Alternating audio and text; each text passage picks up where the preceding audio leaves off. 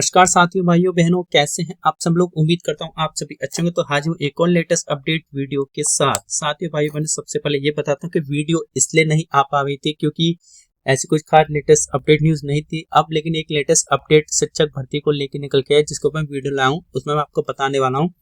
उसमें एक चीज बहुत ज्यादा चल रही है, सबको गलतफहमी है, किसी को कुछ समझ में नहीं आया, तो इसी पॉइंट को क्लियर करने के लिए ये वीडियो लाया हूँ। तो चलिए स्टार्ट करते हैं वीडियो। तो जैसा आप सभी को स्क्रीन पर दिखाई दे रहा है साथियों भाइयों बहनों, ये देखिए 69,000 शिक्षक भर्ती कोर्ट केस भी चल रहा है, हमारा एक 72,000 शिक्षक भर्ती कोर्ट केस भी चल रहा है। ये दोनों केस कोर्ट में पेंडिंग चल रहे हैं अभी डेट पे, लेकिन कोई डिसीजन नहीं आ रहा है। अब बात करते हैं 69,000 शिक्षक भर्ती को लेके। हालांकि 72,000 शिक्षक भर्ती की डेट है, अब 19 अगस्त को आपको केस की सुनवाई होगी इसकी। तो भाई बस टाइम पास हो रहा है। मैं आपसे कहूंगा आप अपना अगर है तो कहीं जॉब करते रहेगा, अर्निंग कीजिए। पता चले आपकी एज निकलती जाए, कुछ भी हो रहा, आप इसी भरोसे बैठ रहे हैं तो इसके भरोसे मत बैठेगा। मेरे बहुत से भाई बहन साथी ऐसे होंगे, शादीशुदा होंगे, गृहस्थियां होंगे, घर कैसे चलेगा इस बारे में सोचो भाई। इस जॉब के भरोसे रहना, सरकारी जॉब के भरोसे रहना तो बहुत बड़ी बेवकूफ बनती है। कोर्ट केस चलता रहता है, अगर सही समय पर डिसीजन ना आए तो भैया एज बढ़ती जाती है, डेट पे डेट बढ़ती जाती है। वो चाहते हैं ये, और ये दोनों की मिली भगत होती है, चाहे वो कोर्ट हो चाहे वो आपकी सरकार हो। क्यों है ऐसा, देखिए अब इसका बड़ा खेल बताऊंगा डीपली, शायद किसी यूट्यूबर ने आपको ये चीजें बताई हों। देखिए आपका फिलहाल 69,000 वैकेंसी का केस चल रहा है, कोर्ट में पेंडिंग है। भाई सबसे पहला एक पॉइंट ये चीज समझ में नहीं आती है कि इसमें बेंच की पीठ को क्यों चेंज कर देते हैं आप लोग। जो पीठ है अच्छी खासी 1 मिनट सुनवाई करती है, उसको चेंज कर देते हैं। क्या पीठ जानबूझ के चेंज की जाती है या समय खींचने वाली बात है? हालांकि किसी बेंच को चला जाए, समय खींचने वाली बात है। और इसमें भाई जज अपने आप थोड़ी कहता मैं यहाँ से केस लेके दूसरी बेंच के पीठ को दे दो। क्यों दे रहे हो आप? इसका मतलब क्या है, इनको टाइम खींचना। अब नई पीठ जो है वो भी अपनी डेट पे डेट डालेगी। सबसे पहले जो इनसे पहले बेंच की पीठ सुनवाई कर रही थी, उन्होंने क्या डिसीजन दिया, क्या डॉक्यूमेंट जमा किए, उन सब की डिटेल मांग रहे हैं ये लोग के। सब डिटेल लाओ, सब वो फलाना ढिकाना। ये अभी हाल फिलहाल में खुद ही कोर्ट ने ये फटकार लगाई कि भाई इतनी भर्तियों में सरकार जो इतनी देवी क्यों करती है, छात्रों के भविष्य के साथ क्यों खिलवाड़ करती है।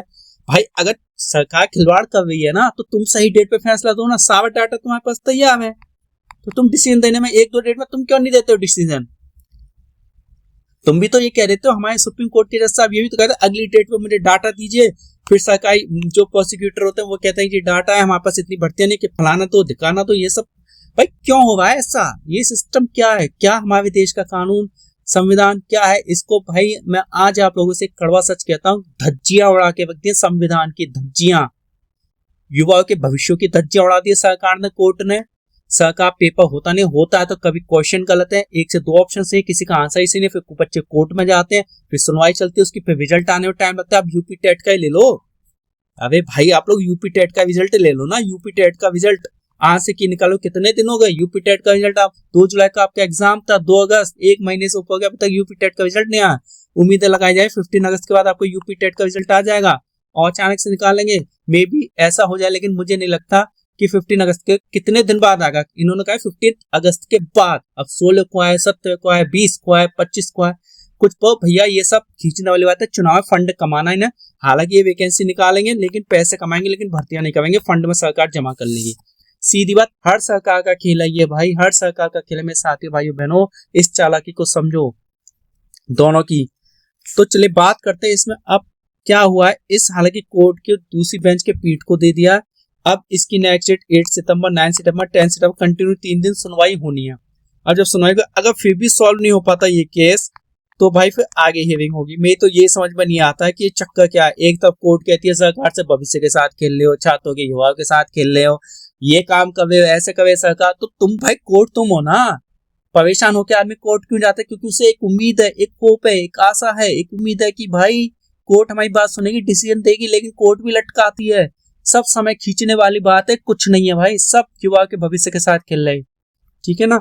अब इसमें बात आती क्या है भाई, इन्होंने एक जो पुराने कालवा साहब थे उनको हटा दिया, जो नोडल अधिकारी थे। अब एक नए नोडल अधिकारी बनाए हैं, ठीक है ना, गोयल साहब। अब उनको ये सौंपा गया जिम्मा, जो एआरओ है गवर्नमेंट की तरफ से, ठीक है ना।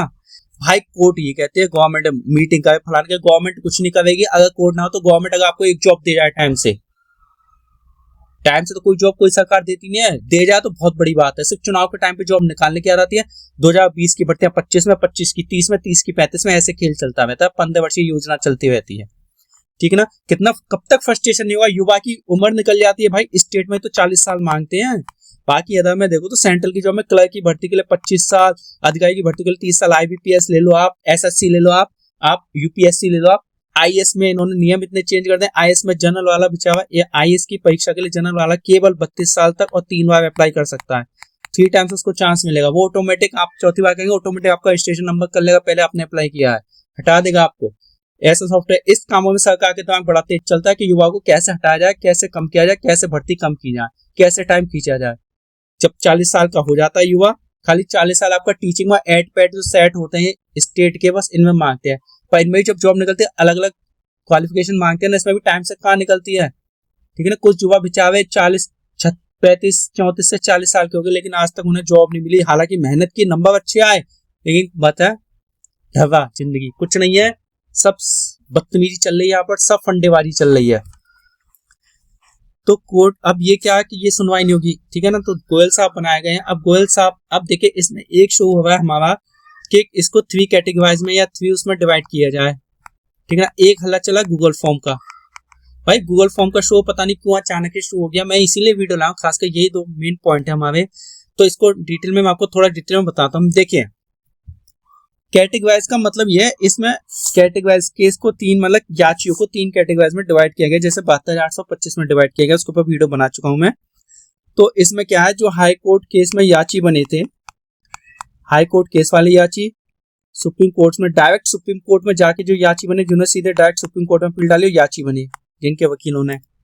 दूसरा जो एक इनका डिसीजन आया था अगस्त 2024 में, तो उस केस से जो भी याची प्रभावित हुए, जो भी कैंडिडेट प्रभावित थे, इस तरीके से इसको 3 कैटेगराइज में डिवाइड किया गया है याचियों को लिस्ट के अकॉर्डिंग। अब इसमें बात ये आती है, हालांकि फायदा याचियों को मिलना है, लेकिन अगर ये भर्ती करना कहते हैं सबको जॉब मिले, भाई सबके लिए चाहते हैं हम। अब इसमें बात क्या आती है, बात ये आती है गूगल फॉर्म की मेन पॉइंट। तो भाई किसने कह दिया आपसे इसके लिए भी गूगल फॉर्म भरे जाए, फलाना ठिकाना, हाँ है, लेकिन गूगल फॉर्म का तरीका क्या है वो मैं आपको बताता हूँ। सपोज कीजिए अगर आप किसी के थ्रू, यानी किसी पर्सन के थ्रू, कोई भी आपका पर्सन है, थ्रू है, संस्था है, कोई भी वकील है जिसके थ्रू आप बने हैं याची, आप उसको अपनी रिपोर्ट देंगे, उस रिपोर्ट के साथ वो अपने लॉयर को देगा, जो भी उसका उनका एआर होगा, जिन्होंने रिट डाली हुई याची बनेंगे जिस वकील के थ्रू, वो ये सारी रिपोर्ट जो है हमारे जो नए नोडल अधिकारी हैं, एआर हैं, गोयल साहब तक जानकारी देंगे, ठीक है ना। गोयल साहब तक ये जानकारी पहुंचाएंगे। तो आपको अपनी तरफ से कुछ भी नहीं करना है, कोई टेंशन लेने की जरूरत नहीं है। सिर्फ अगर आप वाकई में याची हैं, आपका नाम लिस्टेड है लिस्ट में, कोर्ट की लिस्ट में, जिसके थ्रू, वकील के थ्रू, जिस पर्सन के थ्रू, वो पर्सन जिस वकील के थ्रू बना, वो आपकी रिपोर्ट को पहुंचाएगा, उन तक रिपोर्ट आपको पहुंचानी है, ठीक है ना। अब इसमें भी बहुत बड़ा खेल चल रहा है मेरे साथी भाइयों बहनों, क्या कहूँ, इतना बड़ा खेल, इतनी भाई सच में अगर भगवान भी होगा ना तो वो ये भी सोचता होगा मैंने ऐसे देश का क्या होगा जहाँ की सरकार भी युवा के भविष्य को नहीं चाहती है। कोई भी सरकार में एक ही नहीं, सबके टाइम में यही आलम होता है। तो देखिए आप 72,000 का लीजिए, पहली बात तो आप लोग भाई 72,000 में भाई लिस्ट बन गई, कैटेगरीज बन गई, लेकिन उसमें किन किन याचियों के नाम है ना तो इन्होंने लिस्ट डाली अभी तक SCBA की साइट पर। कम से कम भाई आप लोग जिन्होंने लिस्ट बनाई, फाइनल लिस्ट बनाई, कैटेगरीज में डिवाइड किया, सुप्रीम कोर्ट में सुनवाई हुई थी इससे पहले, ठीक है ना, 13 जुलाई को सुनवाई हुई थी। तो जो भी हुआ हो, जो भी सुनवाई हो, भाई लिस्ट बनाई थी तो कम से कम एटलीस्ट वो लिस्ट तो आपको डालनी चाहिए थी SCBA की साइट पे कि हाँ भले वो फाइनल लिस्ट ना होती, लेकिन ये डाली जाती है अधिकारियों की तरफ से कि इतने कैंडिडेट, ये लिस्ट अब जमा होने जा रही है कोर्ट में। तो भाई लिस्ट तो डाल सकते थे ना, वैसे से एक व्हाट्सअप नंबर सोशलाइज कर देते कि भाई लिस्ट इस पे PDF डाल देगी, आप अपना नाम देख सकते हो, ठीक है ना।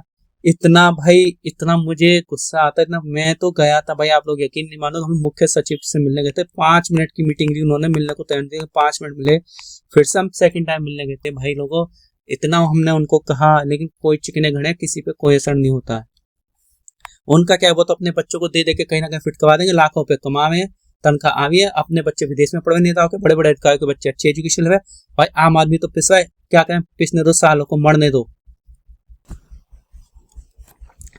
तो अब इसमें ना भाई वो लिस्ट नहीं की। अब इन्होंने 3 कैटेगरीज में डिवाइड किया 69,000 को।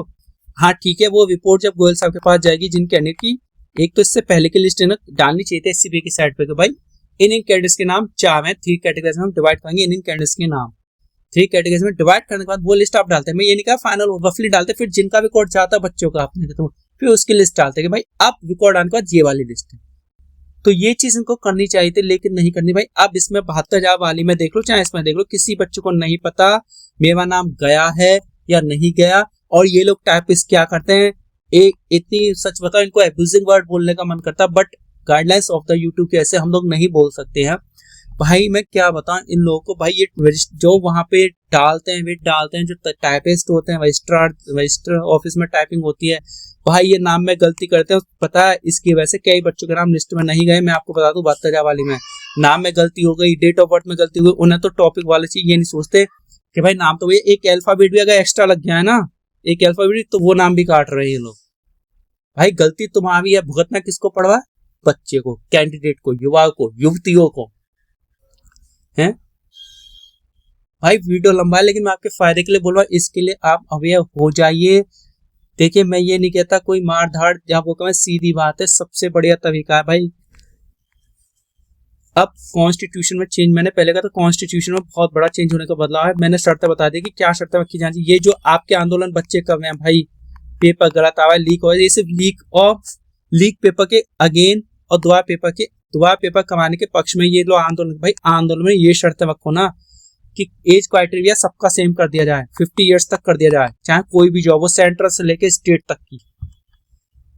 पहली शर्त ये, एग्जाम अगर 2 हुए हैं तो पहले एग्जाम में अगर फर्स्ट एग्जाम में जितने बच्चे कैंडिडेट पास हो सबको मेन एग्जाम दिलाओ, और फर्स्ट एग्जाम में कोई नेगेटिव मार्किंग ना हो, सब बच्चे पास हो, सबको मेन दिलाओ, मेन में आप कर सकते हो, ठीक है ना। आगे समझ में, ये 2 शर्तें होंगी 5 शर्तों के साथ। और दूसरी बात ये होनी चाहिए, तीसरी शर्त क्या होनी चाहिए कि भाई इंटरव्यू बिल्कुल खत्म कर दो आईएएस के एग्जाम से भी, क्योंकि उसमें मार्क्स जुड़ते हैं, उसमें भाई खूब होता है, खूब उल्टा सीधा सब काम होता है उसमें भी, ठीक है ना। चौथी शर्त क्या थी कि नेगेटिव मार्किंग हटा दो बिल्कुल फर्स्ट पेपर से, ये मैंने आपको बता दिया। 4th शर्त क्या है, एज क्राइटेरिया सबका समान कर दो, रिजर्वेशन बिल्कुल सबको तैयार करो, जो योग्य है वो डरेगा नहीं, वो अपना नंबर लाएगा। 5th बात है आपकी भाई, 5th बात क्या आपकी, 5th पॉइंट है, अगर ये सब नहीं कर सकते हैं आप लोग, ये सब नहीं कर सकते हो, तो नेता बनने के लिए भी क्वालिफिकेशन होनी चाहिए, एज क्राइटेरिया होना चाहिए, रिटायरमेंट की एज होनी चाहिए, रिटायरमेंट के बाद उसकी भी सारी सरकारी सुविधाएं छीन ली जाए, ठीक है ना। उनके लिए भी आईएएस की तरह एग्जाम होना चाहिए, नेगेटिव मार्किंग होनी चाहिए। बट मुझे पता ना ऐसा हो नहीं सकता है, क्योंकि सारी सरकारें इसके खिलाफ एक होंगी ही नहीं, इसके खिलाफ खड़े हो जाएंगे लेकिन इसके पक्ष में नहीं होंगे, ठीक है ना। तो भाई ऐसा खेल चल रहा है कोर्ट के अंदर, उसके आप जाके देखिएगा, ठीक है ना। तो बस यही बताना था आज की वीडियो में, बाकी वीडियो हल्का सा लंबा हो गया, बाकी अपडेट जो आएगी 72,000 से रिलेटेड मैं आपको देता रहूंगा। और प्लीज वीडियो पसंद आए तो लाइक कीजिए, शेयर कीजिए, चैनल को सब्सक्राइब भी कर लीजिएगा। हम